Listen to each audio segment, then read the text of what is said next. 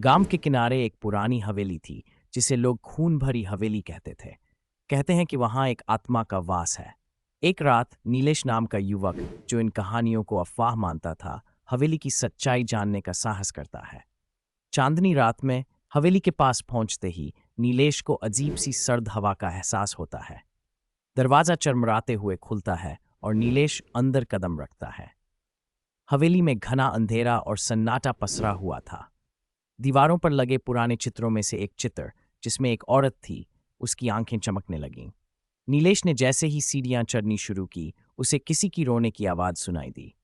वह आवाज का पीछा करते हुए एक कमरे में पहुंचा, जहां उसने देखा कि एक औरत सफेद साड़ी में अपने बाल खोले कमरे के कोने में बैठी है।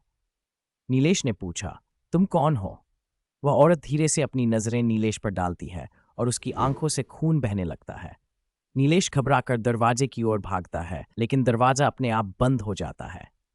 कमरे में अचानक ठंडी हवा का झोंका आता है और दीवारों पर खून की लकीरें उभरने लगती हैं। वह औरत हवा में उठकर नीलेश की तरफ बढ़ने लगती है। नीलेश चिल्लाता है, मुझे छोड़ दो। औरत की भयावह आवाज गूंजती है, यहां से कोई जिंदा नहीं जाता। अचानक बिजली कड़कती है और नीलेश बेहोश हो जाता है। सुबह होते ही गांव वालों ने नीलेश को हवेली के बाहर बेहोश पाया। उसे होश में लाया गया, लेकिन अब नीलेश की आंखों में अजीब सा डर था। वह बार बार बड़बड़ाता, वहां कोई है, वह मुझसे बात करती है। अब गांव में कोई भी उस हवेली के पास जाने की हिम्मत नहीं करता। लोग कहते हैं कि नीलेश अब भी रात को चीखता है, खून भरी हवेली से दूर रहो।